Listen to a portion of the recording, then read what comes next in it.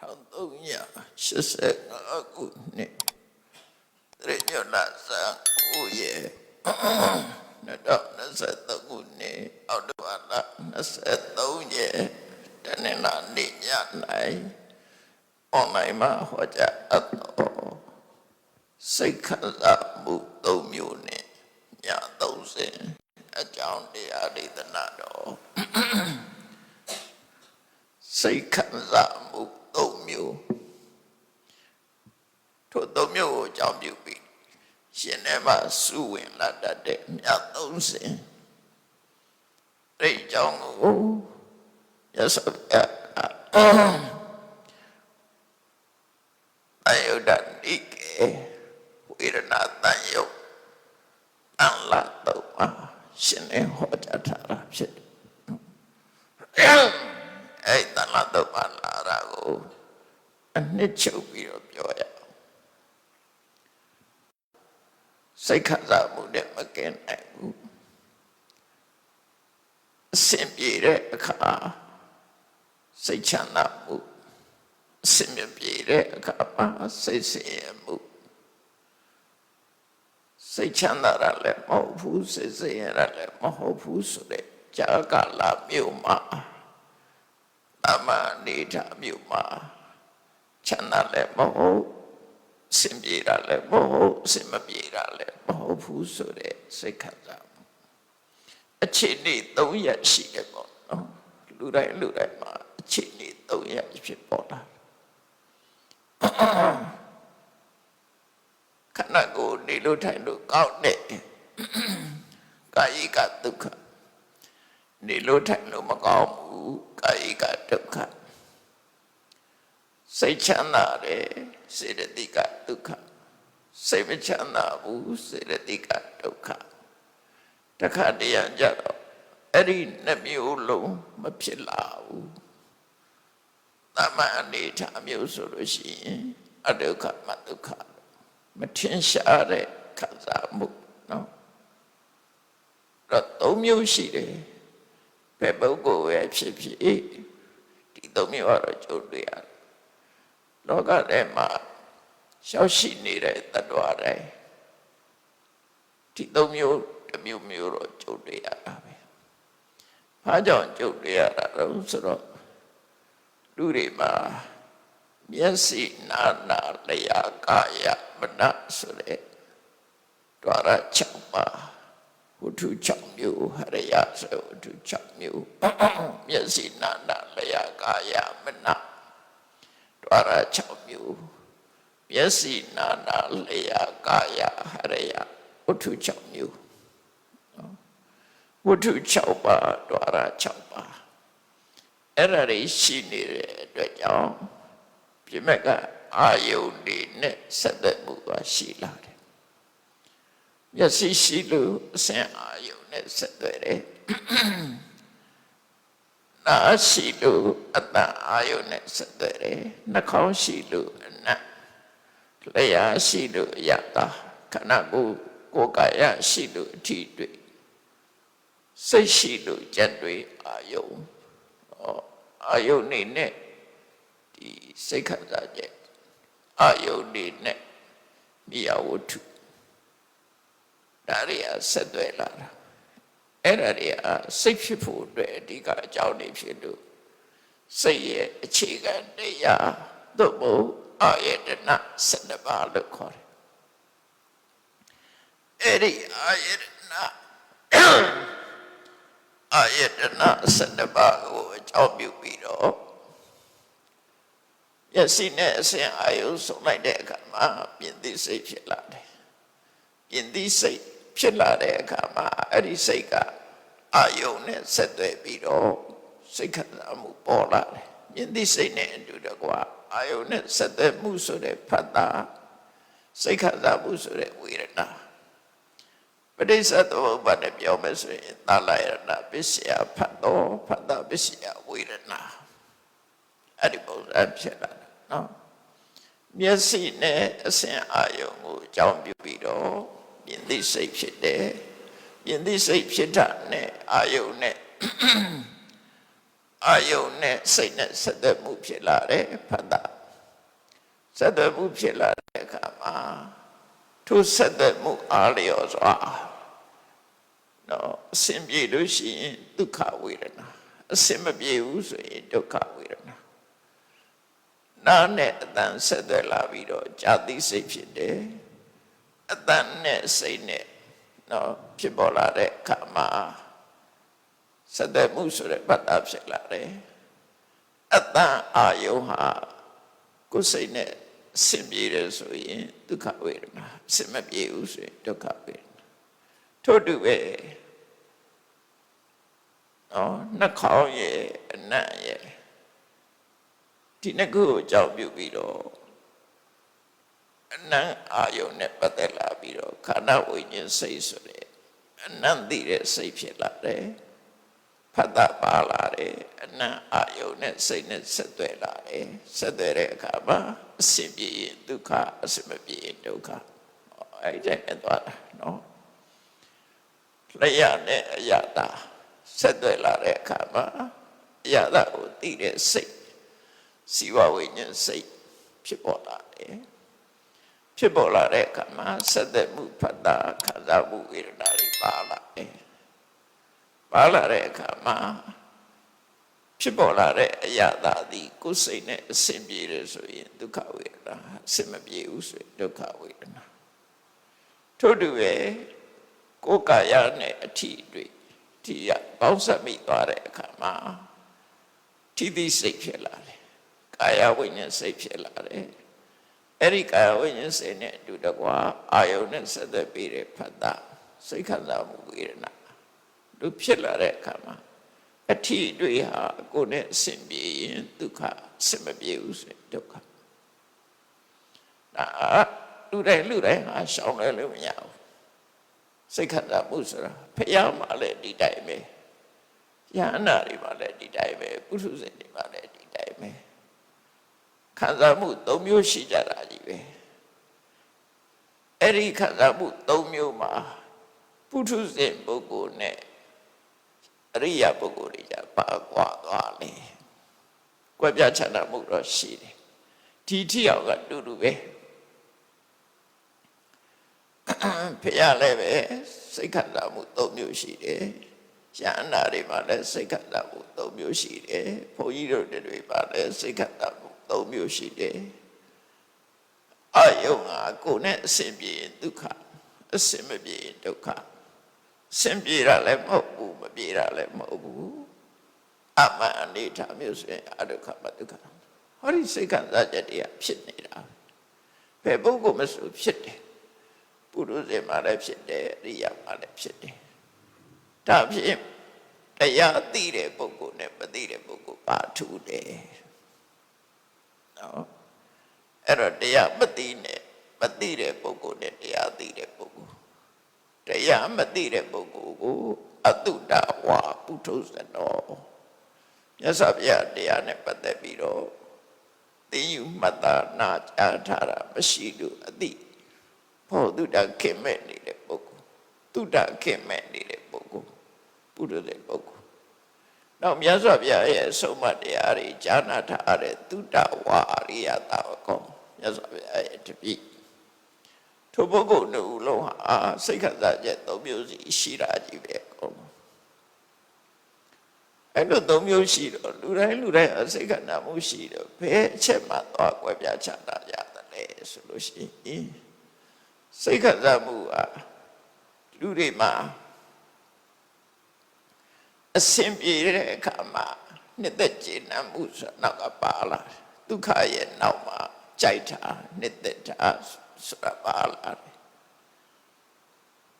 နော်ဘာကြောင့်ပါတော့ဆိုရင်ဒုက္ခဝေဒနာဖြစ်တယ်လို့မသိဘူးသူအကြောင်းတစ်ခုကြောင့်ငါမှာဒါအစဉ်ပြေတယ်လို့သိတာမဟုတ်ဘူးအစဉ်ပြေတဲ့ပုံမှာจิตနဲ့အာရနှစ်သက်သွားတယ်အစဉ်မပြေတဲ့အခါကျတော့လည်းပဲဒေါသဖြစ်တယ်စိတ်တိုးတယ်နော်အဲ့ကြတော့အစဉ်မပြေတဲ့ဒုက္ခနဲ့တွေ့တဲ့အခါဒေါသဖြစ်တယ်အစဉ်ပြေတာလည်းမဟုတ်ဘူးမပြေတာလည်းမဟုတ်ဘူးဆိုတဲ့အချိန်ကျတော့မသိလိုက်ဘူး မောဟဖြစ်တယ်အဲ့တော့ဆိုလိုတာကလောဘဖြစ်မဲ့ဒေါသဖြစ်မဲ့မောဟဖြစ်မဲ့စိတ်ခံစားချက်ကိုအကြောင်းပြုပြီးတော့လောဘဖြစ်တာရှိတယ်ဒေါသဖြစ်တာရှိတယ်မောဟဖြစ်တယ်တာမန်ပုထုဇဉ်ပုဂ္ဂိုလ်တွေကြတော့အစင်ပြေရင်လောဘအစင်မပြေရင်ဒေါသပြေတာလည်းမဟုတ်ဘူးမပြေတာလည်းမဟုတ်ဘူးအားတယ်ပါဆိုလို့ရှိရင်မသိလိုက်တဲ့မောဟအဲ့တော့လောဘဒေါသမောဟဖျားကြတော့အဲ့ဒီလောဘဒေါသမောဟမဖြစ်ဘူးဘာကြောင့်မဖြစ်တုံးဆိုအမြဲတမ်းတတိရှိနေတယ်စဉ္ညာတို့တရားရှိနေတယ်ငါခံစားရလို့စိတ်ထဲမှာမရှိဘူးငါရဲ့ခံစားမှုလို့စိတ်ထဲမှာမရှိဘူးဝေဒနာဖြစ်ပြီးတော့သူကဒုက္ခတတ်သွားတာဆိုကိုယ်နဲ့မဆိုင်တယ်လို့နေနိုင်သွားတယ်ဘုန်းကြီးတို့တွေကြတော့ကိုယ်နဲ့မဆိုင်တယ်လို့မနေနိုင်ဘူးနော်ကိုယ်နဲ့မဆိုင်တယ်လို့မနေနိုင်ဘူးတကယ်တော့လည်းဆိုင်တာတော့မဟုတ်ဘူးမဆိုင်တယ်လို့မနေနိုင်ဘူးတရားလက်လွတ်သွားတယ်တတိလွတ်သွားတယ်တတိလွတ်တဲ့အခါကျတော့ပါဝင်လာလောဘဝင်လာတယ်ဒေါသဝင်လာမောဟဝင်လာအဲ့ဒါကွက်ပြချနာချက်ပဲလူတိုင်းအစိတ်ခံစားမှုရှိအဲ့ဒီနေရာလေးမှာပရိစ္ဆေသမုပ္ပါဒ်နဲ့ပြောမယ်ဆိုရင်ဝေဒနာပစ္စယတဏှာဝေဒနာထိအောင်တော့လူတိုင်းရှိမယ်ပုရုဇဉ်ကြတော့အဲ့ဒီကိုကြော့သွားပြီးတော့တဏှာအစဉ်ထိရောက်လာတယ်အဲ့ဒါကိုဆိုလို့ပေါ့နော်တဏှာထိရောက်လာအဲ့ဒါသို့တော့ပရိစ္ဆေသမုပ္ပါဒ်မှာတော့အဓိကတဏှာကိုအဓိကထားပြီးတော့ဟောတာဖြစ်လို့မြတ်စွာဘုရားကဝေဒနာပစ္စယတဏှာလို့ပဲအဓိကဟောလိုက်တယ်တော့ကလူတွေဟာဒုက္ခဖြစ်ဖြစ်ဒုက္ခဖြစ်ဖြစ်ကြွက်ကြော့ကြည့်လိုက်လို့ရှိရင်စိတ်ခံစားမှုရဲ့နောက်မှာလောဘဖြစ်တာများတယ်။ဘာကြောင့်ဖြစ်လို့လူတွေကအစင်ပြေလို့ရှိရင်လောဘဖြစ်တယ်တိုးလာတယ်အစင်မပြေဘူးဆိုရင်ဒေါသဖြစ်လာတယ်ဒါပေမဲ့အဲ့ဒီဒေါသကိုလူကကြိုက်တာမဟုတ်ဘူးဒုက္ခကိုကြိုက်တာမဟုတ်ကြိုက်တာမဟုတ်တော့ဒီဒုက္ခရဲ့ထွက်မြောက်ထွက်ပေါက်ကိုရှာလာတော့ဒုက္ခရဲ့ထွက်ပေါက်ဒီကာမချမ်းသာဆိုတဲ့အဲ့ဒီဘက်ကိုလိုချင်လာတော့ဒီမကောင်းတဲ့ပုဂ္ဂိုလ်ကလည်းဒီကောင်းကျင်လာတယ်ကျမ်းမာကျင်လာတယ်ဒါထွက်ပေါက်မဟုတ်ဘူးသူအစင်မပြေခြင်းတဲ့ပုဂ္ဂိုလ်ကလည်းအစင်မပြေတဲ့ပုဂ္ဂိုလ်ကလည်းအစင်ပြေခြင်းလာတယ်တောင်းတလာတယ်မျောလင်းလာတယ်အဲ့တော့ဒုက္ခတွေ့လဲအကောင်းမျောတာပဲနော်ဒုက္ခတွေ့ရင်ပို့လို့ခြင်းတယ်ဒုက္ခတွေ့ရင်အကောင်းမျောတယ်အဲ့တော့ဒုက္ခတွေ့လို့နှစ်သက်တာကဝေဒနာပစ္စယတဏှာဒုက္ခတွေ့လို့အကောင်းမျောတာကြတော့ဝေဒနာပစ္စယတဏှာပဲဖြစ်တယ်ပေါ့မျောတာကြတော့ဝေဒနာတဏှာပဲဖြစ်သွားတယ်အဲ့တော့လောကမှာလူတွေဖြစ်များတဲ့ဒုက္ခဒုက္ခနဲ့ပတ်သက်လာလို့ရှိရင်ဝေဒနာပစ္စယတဏှာလို့ပရိစ္ဆေသမုပ္ပါဒ်မှာအဲ့ဒါကြောင့်ဟောတာနော်တကယ်တော့တစ်ခုစီတွဲကြည့်လိုက်ပဲဆိုရင်အစဉ်ပြေရင်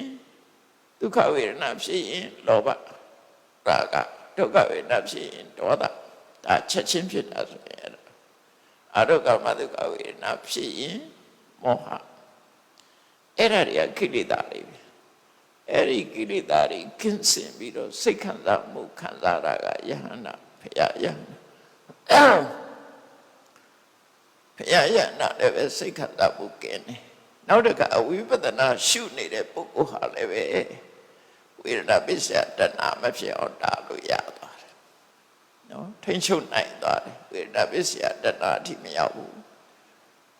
ထိန်းထားတဲ့သဘောနဲ့တားတာသူကြတော့တတိပလွတ်ဘူးဆိုရင်သူကလည်းတားလို့ရတယ်အဲ့ချိန်မှာဝိပဿနာရှုပြီးတော့ဝုထုအာရမဏံကတ္တဝဝေဒနာဝေဒယတိဝုထုဆိုတာကရဇကာယဒီခန္ဓာကိုယ်ပေါ်မှာအမိပြုပြီးတော့ဒီအကြောင်းပြုပြီးတော့ဒီစိတ်ခံစားချက်ဆိုတာပေါ်တာပဲလေခန္ဓာကိုယ်နဲ့ပတ်သက်ပြီးတော့ပေါ်တာပေါ်သည့်အတွက်ကြောင့်ပေါ်လာတဲ့ဝေဒနာသည်ငါမဟုတ်ဘူးငါရဲ့ဝေဒနာလည်းမဟုတ်ဘူးနော်ရှုခန္ဓာကိုယ်ကြီးကိုအမိပြုပြီးတော့ဖြစ်ပေါ်လာတဲ့စိတ်ခံစားမှုသာဖြစ်တယ်လို့ဒီလိုသိလာအဲ့ဒါဝေဒနာနုပဒနာကြအဲ့ဒီတော့ဝေဒနာဖြစ်ပေါ်လာဖို့သိတာအဲ့ အကြောင်းတရားကလည်းမြဲတာမဟုတ်ဘူးအကျိုးတရားလည်းဝေဒနာလည်းမြဲတာမမြဲတဲ့ဖတ်တာကိုအကြောင်းပြုပြီးတော့ဖြစ်ပေါ်လာတဲ့ဝေဒနာလည်းမမြဲဘူးလို့ဝိပဿနာရှုနေတဲ့ပုဂ္ဂိုလ်ကြတော့ဘယ်ကနေစာရှုနိုင်တော့ဆိုရင်ဝေဒနာပေါ်ပုံကိုကြည့်လိုက်ပဲဆိုရင်မျက်စိမှာဝေဒနာပေါ်တာမြင်သိစိတ်နဲ့ပတ်သက်ပြီးပေါ်တာမျက်စိနဲ့ပတ်သက်ပြီးပေါ်တဲ့ဝေဒနာပါတော့ဆိုရင်မျက်စိကကောင်းတဲ့မျက်စိမှာအဆင်အာရုံတစ်ခုလာပေါ်တယ်ပေါ်တဲ့အခါမှာနော်နှလုံးသွင်းမှုရှိတယ်အတင်းရှင်းရှိတယ်ပေါ့ပဏ္ဏတိကာရအတင်းရှင်းရှိတယ်ထိကြတဲ့မှာအာယုန်နဲ့ဝတ္ထုကြမှာအလင်းရောင်စွာရှိသေးတယ်အလင်းရောင်ရှိမှမြင်ရတယ်ပေါ့နော်အကြောင်း၄မျိုးအကြောင်းမြတ်စွာဘုရားကတော့၃မျိုးပဲဟောလိုက်တယ်၃မျိုးဟောတယ်မျက်စိရဲ့အစဉ်အာယုန်ရဲ့မြင်သိစိတ်ရဲ့ဒီ၃မျိုးပေါင်းစပ်လာတဲ့အခါမှာဖတ်တာဆိုတာပါလာတယ်ဝေဒနာဆိုတာပါလာတယ်အဲ့တော့ဝေဒနာဖြစ်ဖို့ရာအကြောင်းတရားတွေကပါရီတုံးလို့ပေးလိုက်ရင်မျက်စိနဲ့ပတ်သက်ပြီးအစဉ်အာရုံနဲ့ပတ်သက်ပြီးစိတ်ခန္ဓာမှုပေါ်လာတာဟာမျက်စိကိုမျက်စိတစ်ခုတည်းကိုအကြောင်းပြုတာမဟုတ်ဘူးမျက်စိရဲ့အစဉ်အာရုံရဲ့မြင်သိစိတ်ရဲ့ဖတ်တာရဲ့အဲ့ဒီနောက်မှာဝေဒနာပေါ်တာအဲ့တော့သူရှိပါသူဖြစ်ဖို့ရအတွက်အကြောင်း၄မျိုးလို့ပြောမှာဖြစ်တယ်နော်မျက်စိရဲ့အစဉ်အာရုံရဲ့မြင်သိစိတ်ရဲ့ဖတ်တာရဲ့ဒီ၄မျိုးဟာဝေဒနာဖြစ်ပေါ်ရဲ့အကြောင်းအဲ့ဒီ၄မျိုးလုံးဟာနော်မျက်စိမကောင်းမှုဆိုလေပေါ်ရအကြောင်းရှိဘူးအဲ့ဒီအကြောင်းนี่မဆုံးဘူးဆိုလို့ရှိရင်ဝေဒနာပေါ်ရမရှိဘူးအဲ့တော့ဝေဒနာပေါ်ရတာဒီအကြောင်းนี่ကြောင့်ပေါ်တာပဲစဉ်းစားကြည့်လိုက်ဒီအကြောင်းนี่ဟာလည်းပဲမြဲတဲ့အရာတွေမဟုတ်ဘူးဖြစ်ပြီးပျောက်သွားတာအဲ့တော့ဝေဒနာပဲလို့မြဲနိုင်မလဲဆိုတဲ့တတိနဲ့အတိရှိနေတဲ့ဝိပဿနာတရားအထုတ်နေတဲ့ပုဂ္ဂိုလ်ကြတော့ခုနကဝေဒနာပစ္စယတဏမလာတော့အဲ့လိုဆင်ញင်နေလို့ရှိမလာတော့နော်ဖြစ်မလားဝေဒနာပစ္စယတဏမလာသလိုဒုက္ခဝေဒနာပစ္စယတော့လည်းမလာဘူးအဒုက္ခမဒုက္ခဝေဒနာပစ္စယမောဟဆိုတာမလာတော့ဘူးပေါ့အဲ့ဒါခိတ္တခဏဓာထားနိုင်တဲ့အဆင့်မှာဝိပဿနာရှုနေတယ်ဖရာယန္တာကြတော့လာစရာအကြောင်းကိုမရှိတော့လောက်အောင်နော်ကိလေသာဆိုတဲ့အခြေခံတရားလုံးဝရှင်းထားတာဖြစ်လို့တော့မလာတော့ဘာကြောင့်လဲဆိုရင်တတိကအမြဲရှိနေတယ်စဉ္ညတုံတရားအမြဲရှိတယ်ပုရုဇဉ်နေကြတော့တတိကလွတ်သွားတဲ့အချိန်မှာဝင်လိုက်တာပဲနော်ရန်သူကဝင်နေဆိုတာအလိတ်ဝင်တာပဲလေကိုလွတ်သွားတဲ့အချိန်မှာရောက်လာတာပဲအရှောက်တော့ကိလေသာရန်သူနဲ့တူတယ်အလိတ်ဝင်လာအဲ့တော့အကြောင်းတရားတွေကိုစဉ်းစားကြည့်လိုက်တဲ့အခါမှာစိတ်ခံစားမှုကြုံတဲ့ပုဂ္ဂိုလ်တိုင်းကိလေသာဝင်လာလားလို့ဆိုမဟုတ်ဘူးအဲ့ဒါကိုမြတ်စွာဘုရားဒီသုတ်တံကိုရှင်းပြတာလေးကိုနားထောင်ကြည့်အောင်ရှင်းလေးပဲဖြစ်ပေါ်လာပုံနဲ့ပတ်သက်ပြီးတော့မြတ်စွာဘုရားရှင်းပြတာကအတုတဝါပုထုဇနောမြတ်စွာဘုရားတရားဓမ္မနဲ့ပတ်သက်ပြီးတော့သင်ယူမှတ်သားနာကြားထားခြင်းမရှိတဲ့တရားအသိမရှိတဲ့ပုထုဇဉ်ပုဂ္ဂိုလ်ဟာတဲ့